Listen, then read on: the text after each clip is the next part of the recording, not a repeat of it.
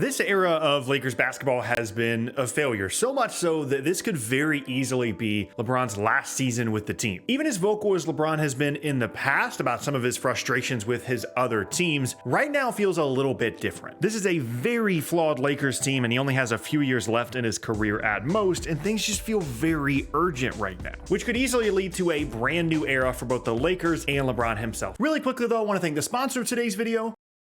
Right now, if you click the link in the description and you use code SPORT, you can get a 100% deposit match up to $100 on PrizePicks. Again, that link is in the description and the code is sporting. And let me go ahead and show you guys exactly what we're talking about here on PrizePicks, because I say this all the time. It's you against the numbers, right? This is something that I did on Christmas Day. This is a selection here, and there's a couple of different things happening. Obviously, you pick your players, you pick, what you think they're going to do in terms of more or less on each of these numbers, whether it be points, whether it be three-pointers made, whatever the case may be.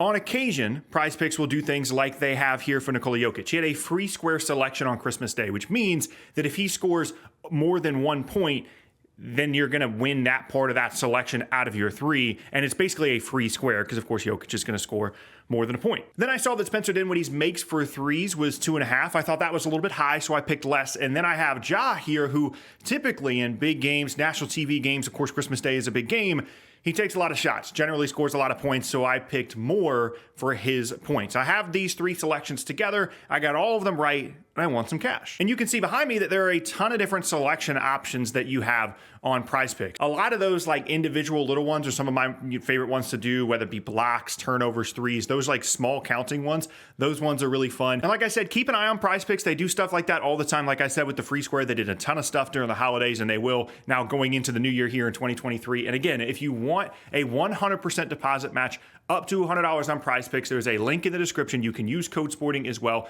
That is down in the description, and this link right here. 100% deposit match up to $100 at PrizePicks. Go have some fun with it, and thank you again to PrizePicks for sponsoring this video. Let's go back to where this all started. 4.5 years ago, LeBron James made an anticipated free agency jump to the LA Lakers, a partnership that on the surface seemed to be perfect. The league's most prestigious franchise joining forces with arguably a top 3 player of all time. One up and down season and a big superstar trade later, the Lakers were celebrating the 2020 NBA title, and if you had told someone at the time that LeBron signed in 2018 that that was how the first 2 years of LeBron's career in LA would have turned out, it would have made total sense. But of course, the context of the LeBron era in LA is critical to understanding the story. That first season wasn't just up and down, it was the first truly disappointing regular season team of his career, going from making 8 straight finals across 2 different teams to not even making the playoffs at all. And looking at that first season's team now, it's even more surprising that it didn't work. There are a lot of guys on that roster that have since proven to be really valuable NBA players. Kyle Kuzma, Brandon Ingram, Lonzo Ball, Reggie Bullock, Alex Caruso, Ivica Zubac, Josh Hart. And even though a lot of those guys were still young players, on paper, that team really should have worked. But of course, it did not. Luke Walton's job as head coach was immediately in jeopardy. LeBron got hurt. He couldn't figure out how to play alongside the young guys, and the season was just over.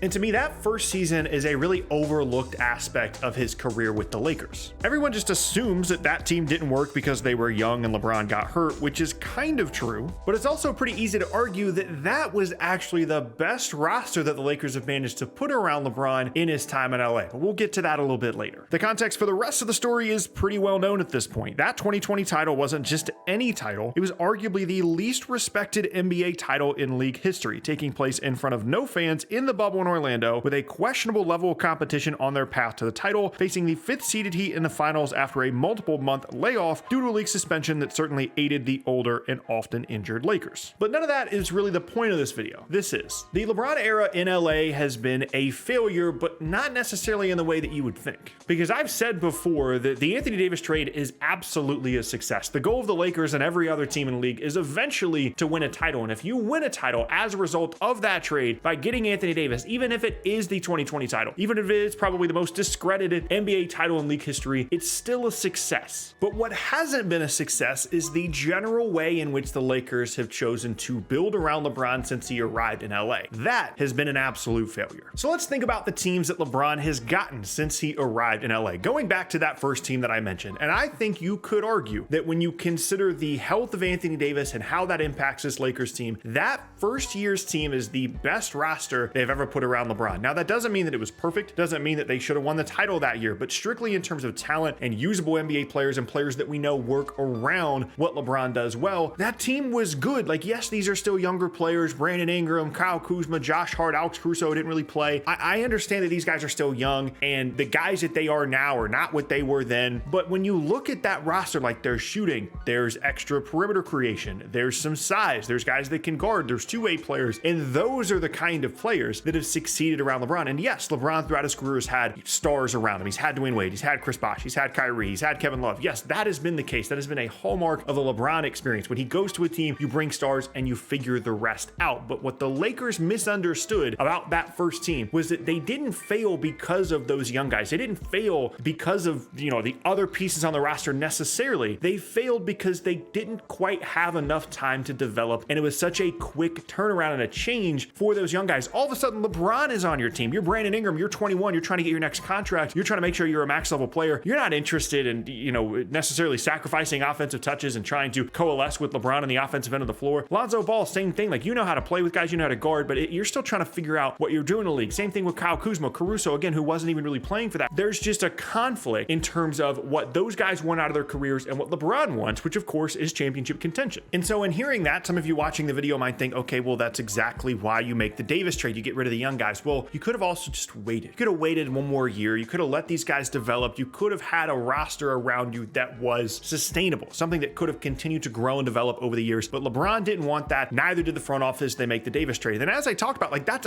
absolutely a success. I mean, LeBron gets his fourth NBA title because of the Anthony Davis trade. They would not have won the title in 2020 without that trade. However, they would have been so much better set up for long-term success if either they don't make the Davis trade or they don't give up as much, or they just let those assets develop to potentially more valuable down the road. There's always going to be stars available. There's always going to be top 10, top 15 all NBA caliber players that are going to want to come to the Lakers, and you had an opportunity to just wait a little bit on that. And that first team should have been what the LeBron Lakers look like. It should have been perimeter creation with Brandon Ingram. It should have been wing depth with Kyle Kuzma. It should have been off-ball shooting and Josh Hart and Lonzo Ball. That's what it should have looked like. You're always going to be able to get stars, and Anthony Davis has been an incredible player for them, but health continues to be an issue. When you push all of your chips into the middle for someone like Anthony Davis, he has to stay healthy, and he just hasn't. But of course, it's not the only mistake that they've made, because then you go past the 2020 title, and this is something I've talked about in the past. They completely misunderstood what made that 2020 title team great. What made it great was it was all LeBron,